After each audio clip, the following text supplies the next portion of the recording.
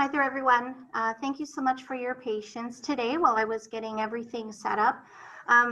Just a heads up, there might be a little bit of noise in the hallway because I'm working out of a classroom today so that I can show you a few cool things that are installed on this particular computer. You might hear a little bit of noise in the background from students walking up and down the halls because it's currently our lunchtime. So I'm so sorry about that, just letting you know.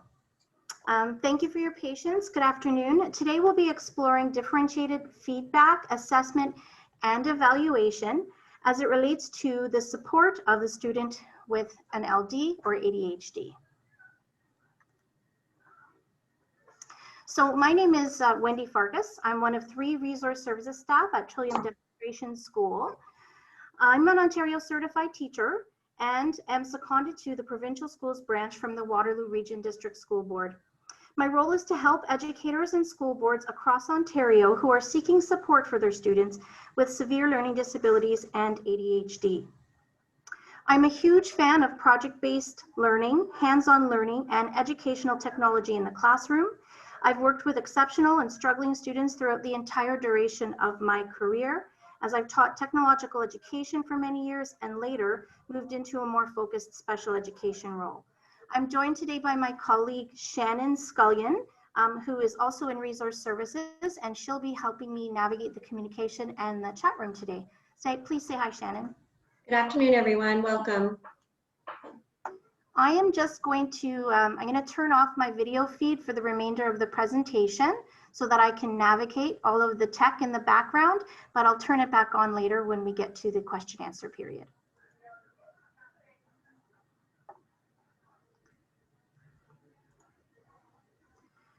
So I wanted to just quickly go over some of our Zoom features. You can see us, but we can't see you. So please do use the Q&A room below for any questions that you may have. Shannon will be monitoring the Q&A and chat room and will pause later on to answer any questions that you have. Many of the materials and resources that we're sharing today have been acquired through research, professional development, professional readings, and social media. We hope that these resources will be shared amongst your colleagues and provide some support as we continue to develop relevant and engaging lessons for all of our learners. We also want to highlight some ways in which you can engage struggling or distracted learners, whether in the brick and mortar or online classroom. This slide deck, a recording of this webinar, and all resources will be emailed to you later this week. Please do feel free to share freely amongst your colleagues.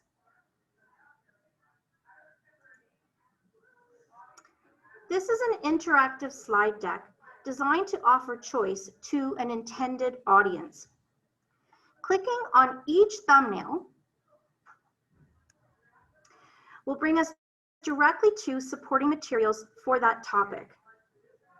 The big ideas for today will include developing a shared understanding of assessment as outlined in Growing Success and many other ministry documents, develop an understanding of authentic, varied, and meaningful assessments and share methods for effective implementation.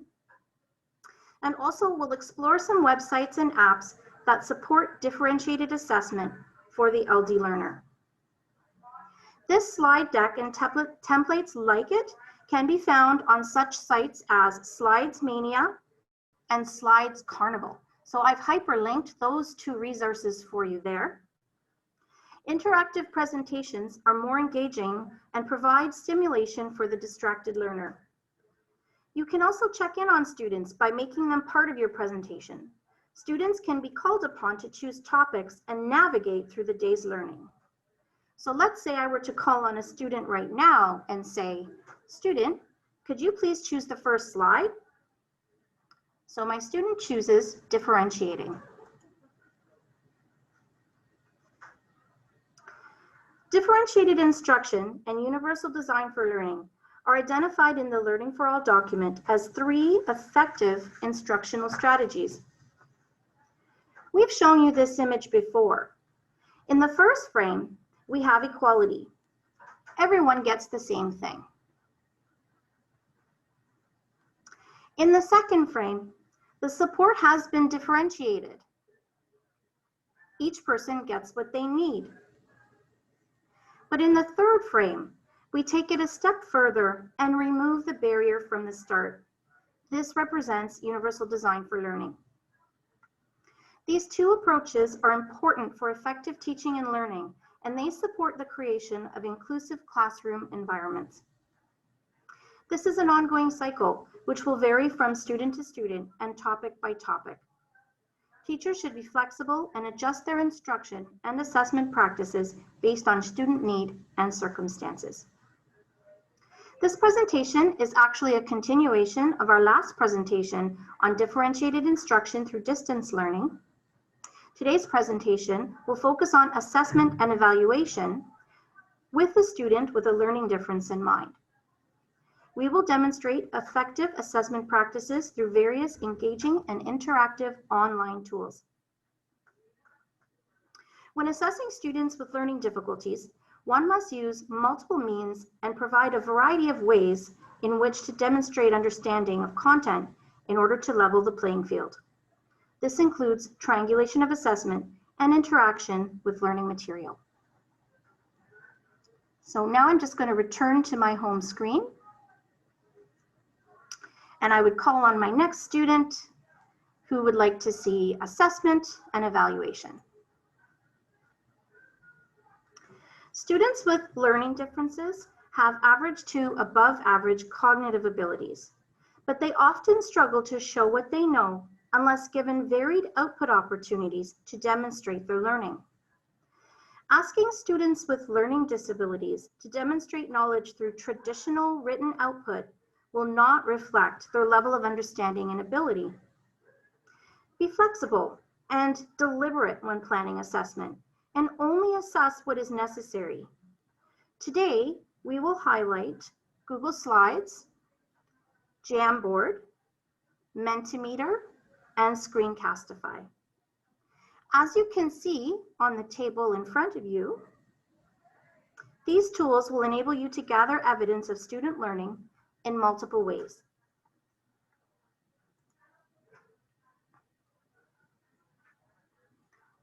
Using an assessment planning template, such as this one, enables educators to plan activities and triangulation of assessment, whereby struggling learners can show what they know via conversations, observations, and products. This and all other resources will be shared with you later this week.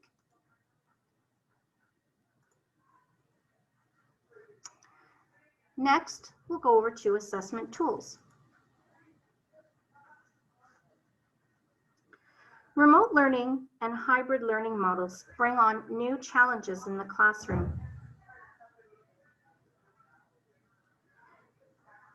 Which has been the most challenging mode of assessment this year? Or which do you typically find the most challenging? I'm going to share a Mentimeter poll with you. Mentimeter facilitates interaction and real-time feedback with your audience. Please take a moment to go to the following website, www.mentimeter.com. Once you arrive, enter this code. Remember, which mode of assessment do you find the most challenging during this time? Or which mode of assessment do you always find challenging? I'll give you a moment to do that.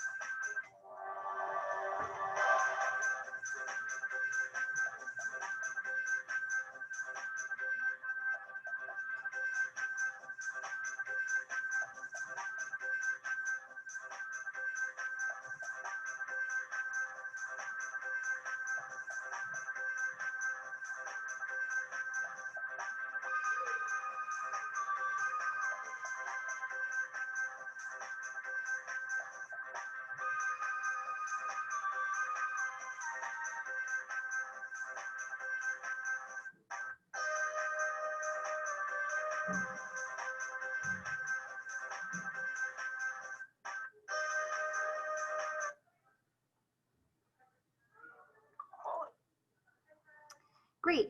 Thank you so much for that. So you've had the opportunity to see what the student would see. Now I want to show you what I would see on my end.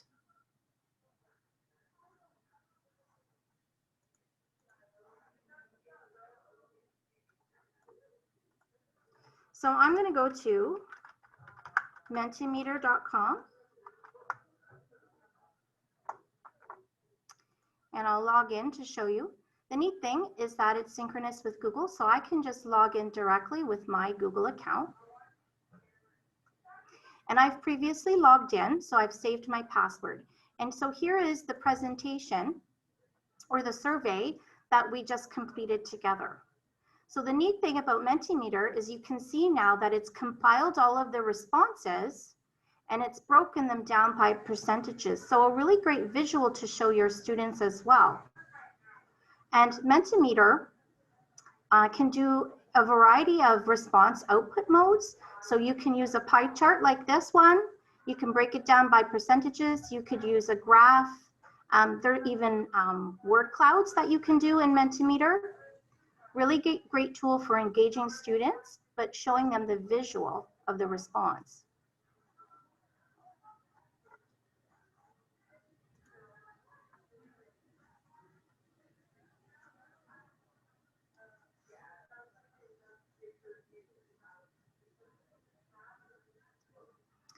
So we've done a little bit of research and we wanted to share with you some responses that we've collected from our colleagues in education and how they are reaching students and assessing them via conversation, observation, and product.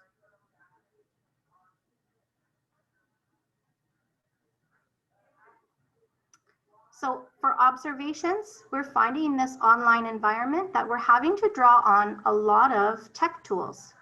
A lot of teachers are reporting that they're using interactive whiteboards like Jamboard, which we'll take a look at later on today.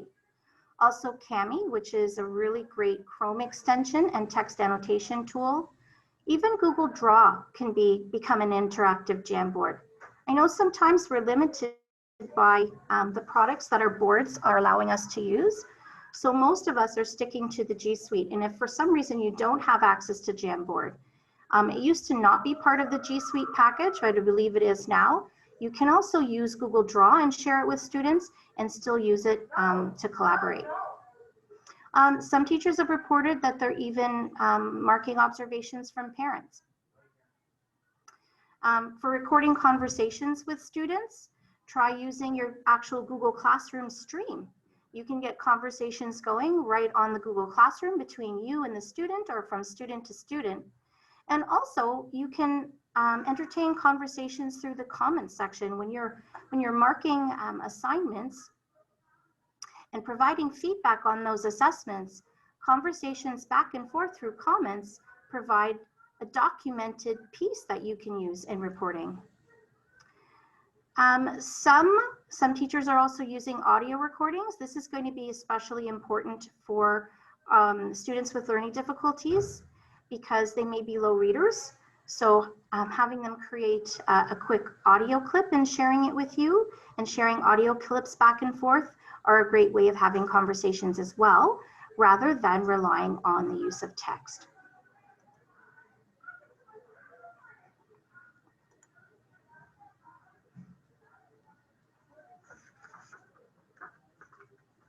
So if you're not familiar with digital tools, that's okay. Start with one and build from there. You can still interact with your audience on video conference through the chat function. Please take a moment now in the chat room to let us know what is your favorite digital tool for assessment. So if you click on the bottom of your screen, the chat should pop up, or a Q&A room. Take a moment and just type in, what is your favorite tool, digital tool for assessment?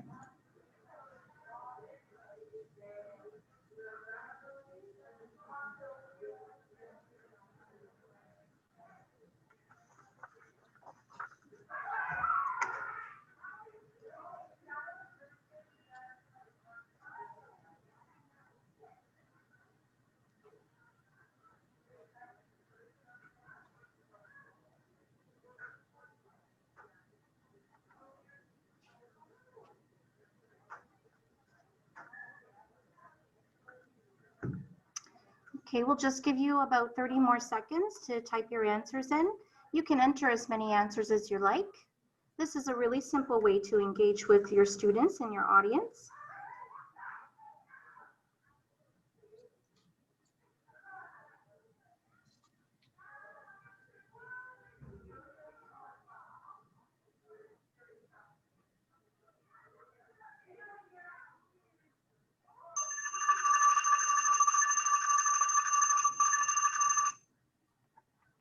Okay, great.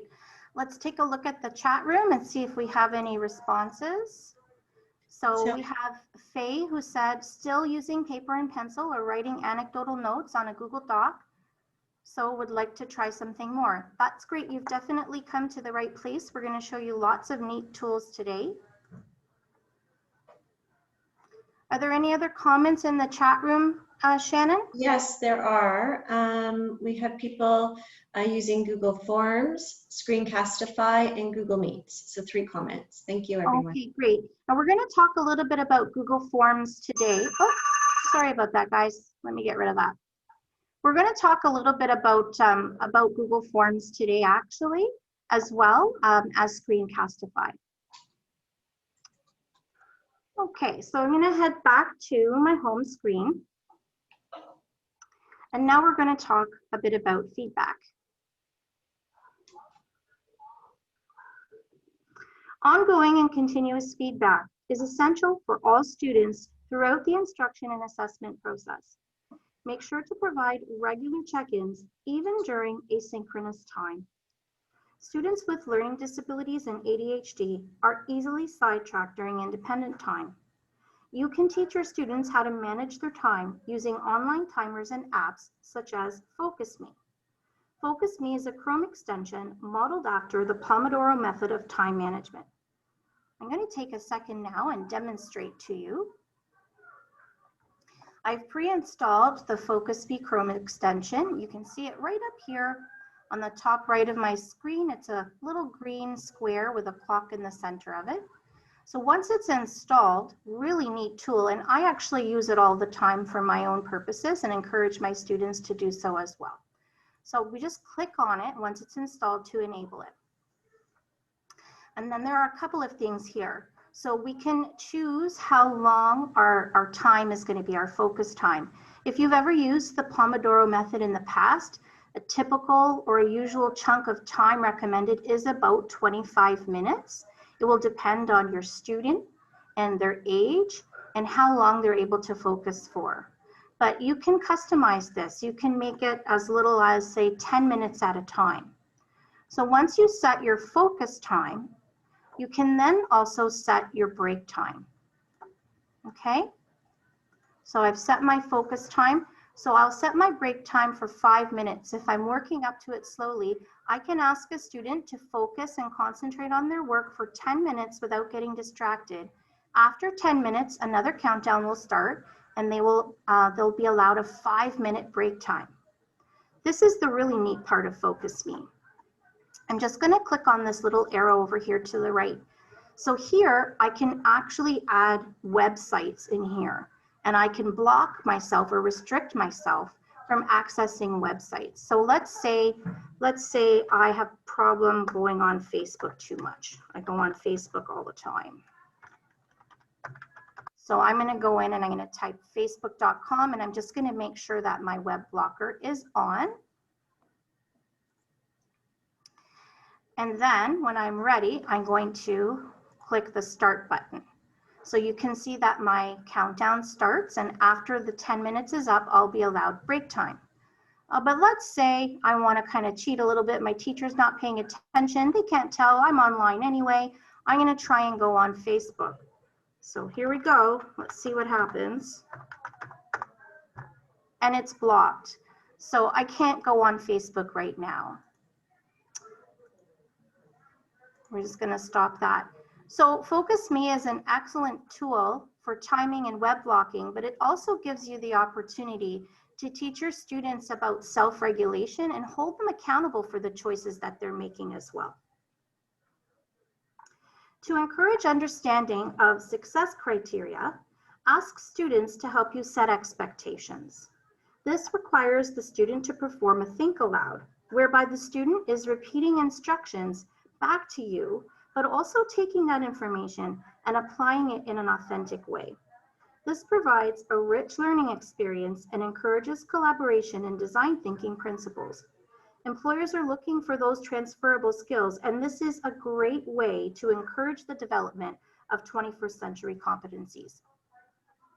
So I'm just going to click on this Jamboard for a moment, and we'll talk in detail about Jamboard a little bit later on.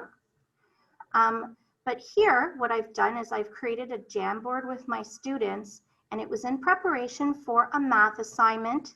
Students were learning how to calculate the volume of a rectangular prism, and toward the end of the week, they were preparing for an assessment. And just one of the criteria was, I just wanted to make sure that they could actually use the formula, find the values, plug it into the formula, use the formula correctly. So together on Jamboard, we started to brainstorm our success criteria. So they were able to verbalize, and they fully understood what they needed to do by the end of the week to get a level 4 on that assessment. And then I took the criteria that we built together and turned it into a rubric.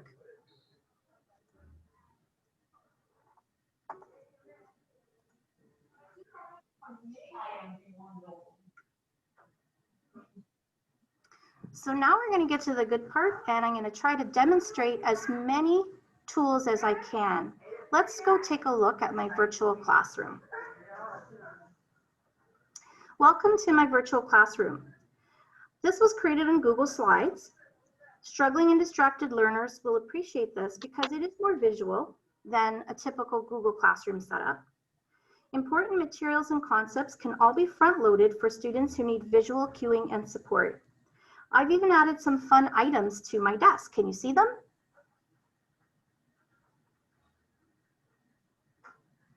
Perhaps we'll play Where's Waldo every day, and I'll move my Dobby figurine around the room to have some fun with them. Maybe we'll play Elf on the Shelf closer to the holidays. So I'm going to show you how it works. This template will come along with the slide deck in the recording, so feel free to use it, and you can customize it and change it and make your own copies and share with your colleagues. So the idea of this virtual classroom was I wanted to try to recreate the classroom experience for my students that are all online at the moment. And typically in a classroom, because I teach students with LDs and ADHD, we have a lot of visuals posted around the classroom, a lot of reminders, a lot of graphic organizers, and things that they can refer to constantly so they don't have to memorize everything.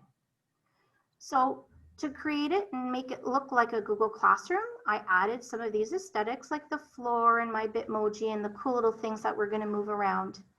But by adding shapes and text boxes, I'm trying to make it look like those are the chart papers that would be posted to the wall and graphic organizers that students can refer to.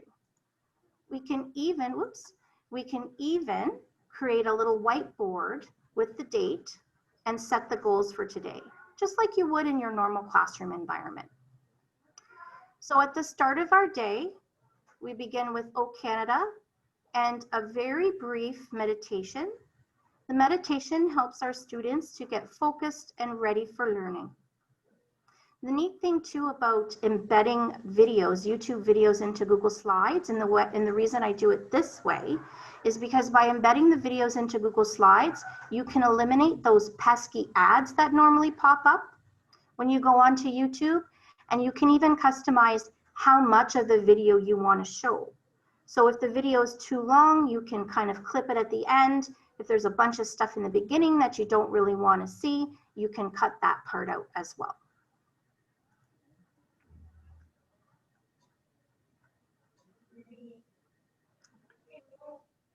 So let's take a quick look at, we'll start with Google Forms. So Google Forms, some of you mentioned that you're using Google Forms.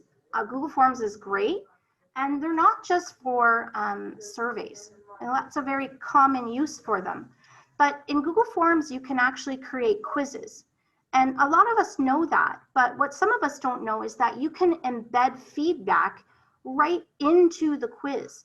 Because you're not there with your student, if you're teaching online or if you're busy doing something else, you can give them an opportunity to kind of reassess their answer and sort of try to make another guess, whether it's a formative or a summative quiz. You can create choose your own adventure stories, which I'll show you in a moment, and even digital literacy centers. So I'll take a quick look at a Google quiz. I've tried to create one for us ahead of time. So all I do to create a quiz is I would create a standard Google form. But once you've created that Google form, you want to go up to the settings and click on quizzes and make sure that you turn it into a quiz. And that's how you're going to be able to add that important feedback for students. So this is a quiz that I may have created. Perhaps my students are reading the book A Wrinkle in Time, and we're going to have a chapter quiz. So I've started by creating a question, and I can add visuals. I can create any type of question. It could be short answer, it could be paragraph. I like to make my quizzes multiple choice, and I'll show you why in a second. But I can add YouTube videos for my lower readers. I can add visual images as well for my lower readers to help them understand what's being asked of them. So the question that I've preloaded here is, who is Charles Wallace? Is it A, Meg's brother, B, Meg's father, or C, Meg's principal? And when you create a form in Google Quizzes, you'll automatically get this option down here on the bottom left of your section. And when you click on that, you can start to assign points to your quiz questions, but also you can assign feedback. So I've preset it so that if the student answers Meg's brother, which is correct, the feedback that they're going to get is amazing, and they'll get the point. But if they enter Meg's father or Meg's principal, the feedback that they're going to get is nice guess, but try again and check your notes. I could even insert a video at this point if I had a video clip or an excerpt from the book to kind of give them a clue before they go on to the next question. Another really great use of Google Forms is choose your own adventure stories. So I've preset a Google form for us today as well, and I'll share all of these with you later on in the week. So we're reading A Wrinkle in Time, and let's say we're getting to the point in the year we want to work on a little bit more reading comprehension. We've built up some of those reading comprehension skills, but now I really want to work on making inferences and predictions with my students. And students with learning difficulties often have trouble with that piece, making inferences. So this is a fun way to complete a reading comprehension activity and engage that type of learner. So what we've got here is, based on the clues in the book and what you've read, what can you infer? Create your own adventure story and write the next chapter. So I've created the Google form just as I would before. Also, you want to go up to the settings and you want to set it up as a quiz. Okay, not a typical Google form, you want to set it up as a quiz. I'm going to enter my title and my instructions up here. And to get it started, what I've chosen is an interesting image that I think might represent what a tesseract is. And I've put an excerpt from the book right here on that image. And this is the point in the book where the children and the W's, the Mrs. W's, all go through the tesseract and they don't know where they're going to end up. So the task is that the students are to, based on what they've read about the book, what they've learned, what they've understood, find the clues in the book and infer what's going to happen next. And they're going to create their own adventure. So here are the three options that I've preloaded. And your students hopefully will write more than this, but I just wanted to put in a quick example. So option number 1 would be, they wake up from a crazy dream. Option number 2 would be, they land in the middle of the ocean. Option number 3 would be, the children find themselves in a strange place, etc. So what you're going to do at this point is you're going to click right here on add a section. When you do that, it's going to create a section that looks like this, right down here, this one here. And then you're going to go back here, make sure that you select required, and you're going to click on the 3 dots and select go to section based on answer. So what I can do here is I can pre-select. If I choose this, they wake up in a crazy dream, they go to this section and what happens next.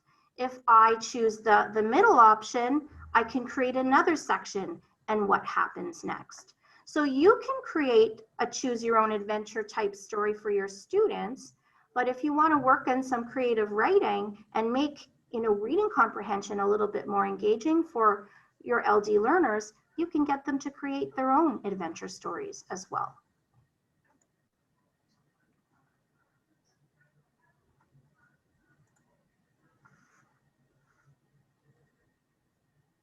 Just a quick reminder, if you have any questions, please go ahead and just add them in the chat room. Shannon is monitoring the chat room and we'll pause for questions at the end of the presentation. Let's take a look at Jamboard next. Jamboard is a cloud-based interactive whiteboard that facilitates real-time collaboration. Participants can work remotely from various locations on their Jamboards. It's a really great tool for encouraging student collaboration, design thinking, and brainstorming, but it's also a great platform to create interactive teaching materials. Jamboard is not just for brainstorming and for sticky notes. Let's take a look at some examples. I just want to preface this by saying these 2 samples I did not create myself. I attend a lot of EdTech Team Canada workshops and a lot of EdTech PD, and these actually came from their summer summit. I would highly recommend them. EdTech Team Canada, you can look them up on Twitter or online. Their workshops are super reasonably priced, and they're always great, full of lots of good resources. So here's a Jamboard template that EdTech Team Canada shared for music, art, and phys ed teachers. Let's take a really quick look at it. Okay. So in this first template, we see the teacher is asking us to maybe write music onto a score and play along with the answer. So the teacher has created music notes as manipulatives that the students could pick up and move around and move on to the sheet music.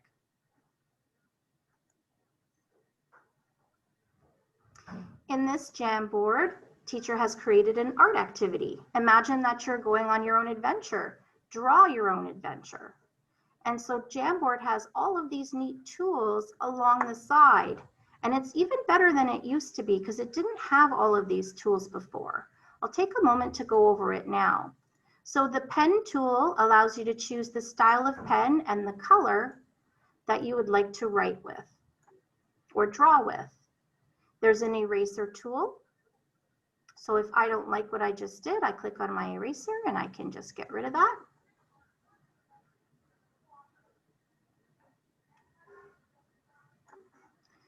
The selection tool allows us to grab objects like sticky notes and move them around.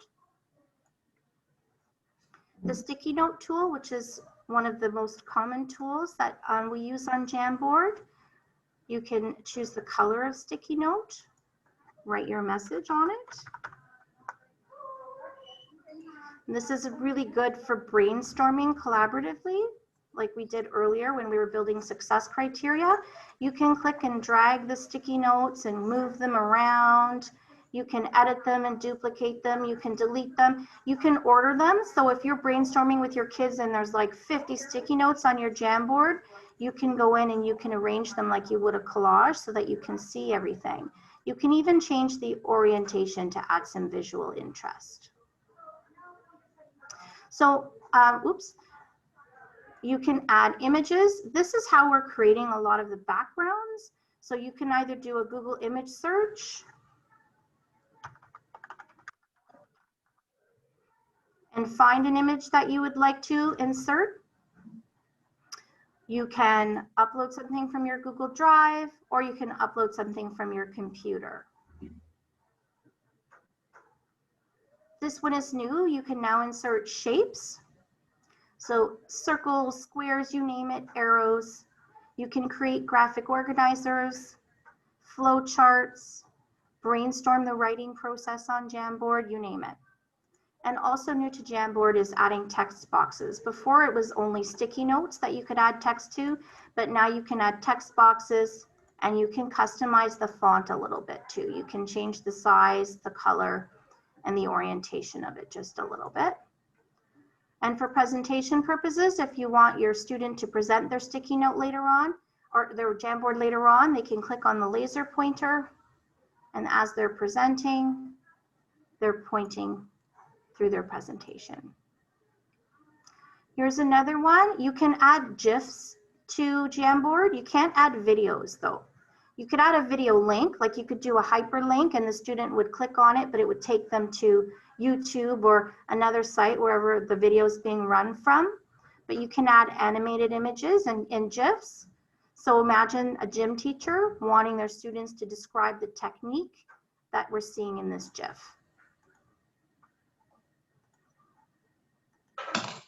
Okay, and here are some language activities as well. I'm going to skip past those and allow you to look at those on your own time. We just have a couple more items to go over before the end of our presentation. So Screencastify is a Chrome browser extension that records your screen, face, voice, and more. To use Screencastify, find its icon in the Chrome toolbar and choose among the recording options. Record in a single tab in your web browser, capture all screen activity, or use your webcam to record or insert a video of yourself. And some of you mentioned that you are using Screencastify right now. This is a great assessment tool, whether it be formative or summative assessment, for students that have LDs and ADHD, especially if they're low readers and they struggle with written output. Because you can ask a student to demonstrate their learning either by creating a video or an audio recording rather than having them write it all out. So in this example, this was a math activity.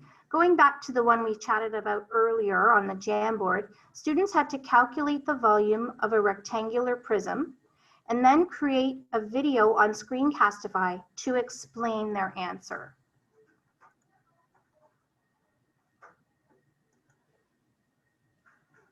My planter box.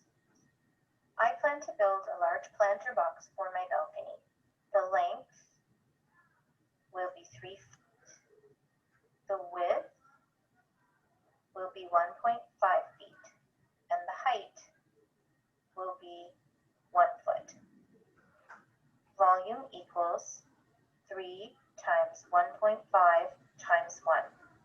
The volume equals 4.5 cubic feet. Therefore, I will need 4.5 cubic feet of soil for my planter box. So really easy to use, and I use this one a lot as well to create how-to videos for my students. So students with LDs and ADHD might become distracted while you're doing live synchronous lessons. And if you're teaching an important math concept or an important language concept, and they're thinking about what they're going to do after school when they finally get to call their friends, they've likely missed the lesson.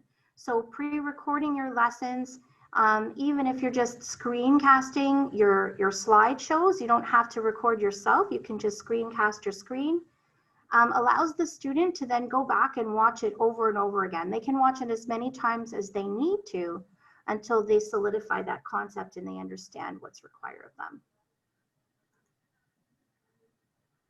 Okay, the last tool that I want to show you is an interactive slide.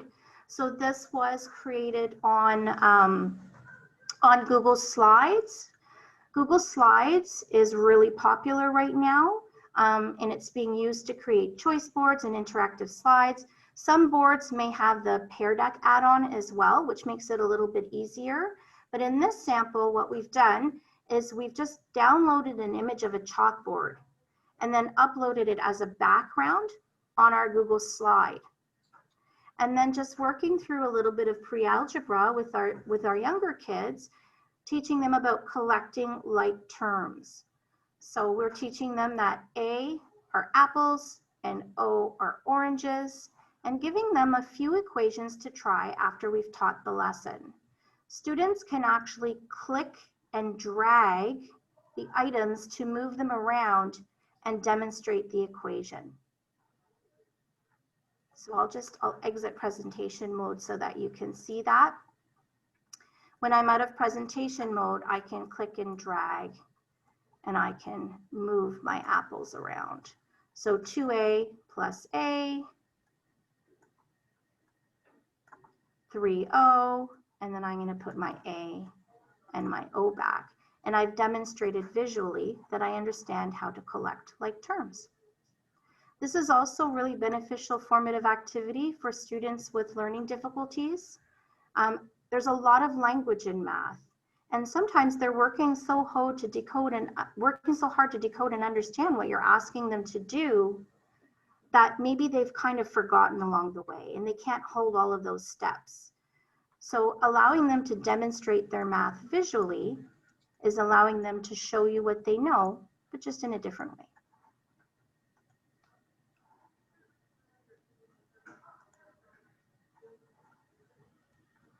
Thank you so much for taking the time to spend with us today. We know that everyone is really busy right now.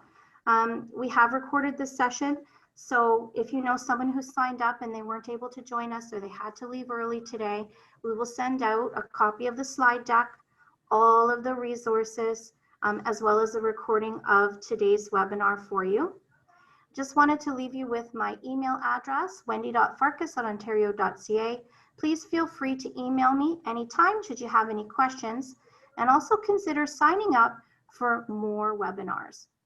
So you can sign up directly on our website. Shannon, who's on with me today, has a really great webinar coming up about understanding the LD and ADH learner, but through the executive functioning lens. So supporting students that have executive function deficits. Are there any questions in the chat room? No, there's a thank you. There was a question in the Q&A about whether or not you were considered using the land acknowledgement in your Google Classroom. Like I did. Canada and that morning routine. I did. I didn't play it for you, but what I did, I'll go back to it. So this video that I've embedded actually was created by the Peel District School Board. We would like to acknowledge We are here today on the traditional territories. And it has the land acknowledgement embedded in it. Thank you, Wendy. That's all. There's just some more thank yous and no other questions in the Q&A room or the chat room. Okay, great. One last thing that I want to leave you with is we've created a swag bag for you today. If you'd like to set up a choice board or a virtual classroom and you don't know how to do that, we've got lots of templates for you to get started with. By clicking on any of the thumbnails on the swag bag will take you directly to resources that you might be interested in. So for example, here's the template from today's presentation. There's a tic-tac-toe board, a game board, all kinds of different options, whatever you think your students would be interested in, whatever you think would appeal to them the most. Some additional instructional tools that you might be interested in learning about that we didn't get a chance to go over today, and some other materials including professional reading and an additional document on supporting students with learning disabilities while they're engaging in remote or distance learning. So I will send that off to you as well later on this week. Okay. If there aren't any other questions, then we'll conclude our presentation for today. Thank you so much for joining us today. We really appreciate it. Take care.